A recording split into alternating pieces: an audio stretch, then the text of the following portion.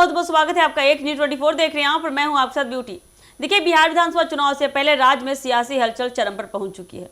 हर राजनीतिक दल अपने उम्मीदवारों और रणनीतियों को लेकर सक्रिय हो गया। इसी बीच कांग्रेस और राजद के संयुक्त नेतृत्व में आयोजित वोटर अधिकार यात्रा का समापन हुआ। इस यात्रा का उद्देश्य था मतदाताओं को उनके अधिकारों के प्रति जागरूक करना और चुनावी प्रक्रिया में देखा जाए तो उनकी भागीदारी को बढ़ावा देना था। हालांकि यात्रा के दौरान कई विवादों ने इसे सुर्खियों में ला दिया, जिनमें सबसे बड़ा विवाद तो उत्पन्न हुआ प्रधानमंत्री नरेंद्र मोदी की मां को लेकर अभद्र भाषा का इस्तेमाल करना। इस विवाद ने राजनीतिक गर्मी बढ़ाकर रख दी। बिहार बीजेपी ने गुरुवार को बिहार बंद का ऐलान भी कर दिया है, जिससे माहौल और तनावपूर्ण हो गया है। बीजेपी का आरोप था कि विपक्षी दलों ने प्रधानमंत्री और उनके परिवार के खिलाफ अपशब्दों का प्रयोग किया है। इस पर प्रधानमंत्री मोदी ने भी कड़ी आलोचना की है और राहुल गांधी व तेजस्वी यादव पर निशाना साधा। हालांकि अब इस विवाद ने नेता प्रतिपक्ष तेजस्वी यादव ने पलटवार किया है। उन्होंने पीएम मोदी को उनके अपने बयान की याद दिलाते हुए कहा कि मां शब्द हर किसी के लिए सम्मान और सुकून का प्रतीक है। तेजस्वी यादव ने स्पष्ट किया कि किसी की मां के लिए अपमानजनक शब्दों का प्रयोग करना हमारी संस्कृति और समाज के मूल संस्कारों के खिलाफ है। उन्होंने कहा, बेजुबान की भी मां होती है, इसलिए किसी के परिवार और माता पिता का अपमान करना गलत है। तेजस्वी यादव ने पीएम मोदी को उनके अतीत के विवादित बयानों की याद दिलाई।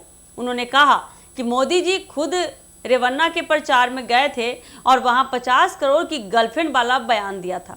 इसके अलावा उन्होंने सोनिया गांधी के खिलाफ अपशब्दों का इस्तेमाल किया और नीतीश कुमार के डीएनए तक पर सवाल उठा दिए थे। तेजस्वी ने आगे कहा कि सदन में भाजपा के विधायकों ने उन्हें और उनके परिवार को मां बहन की गालियां दी। इतना ही नहीं, हमारी पार्टी की प्रवक्ता सारिका पासवान के खिलाफ अभद्र टिप्पणी करने वाले व्यक्ति को भाजपा ने पार्टी में शामिल करके सम्मानित किया।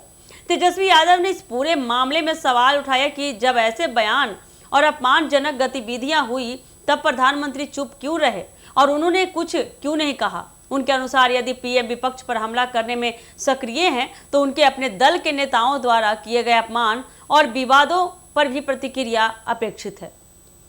राजनीतिक विश्लेषक मानते हैं कि यह विवाद बिहार के चुनावी माहौल को और भी गर्म कर सकता है।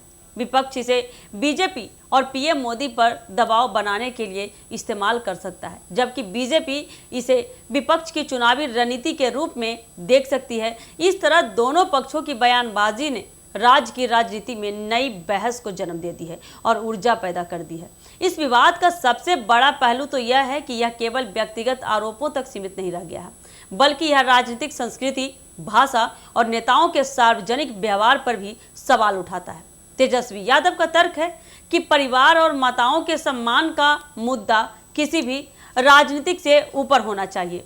यह विवाद दिखाता है कि चुनाव सिर्फ उम्मीदवारों की लोकप्रियता तक सीमित नहीं रह गई है, बल्कि नेताओं के व्यक्तिगत बयान और उनके सार्वजनिक व्यवहार भी चुनावी रणनीति और मतदाताओं की राय पर असर डालते हैं।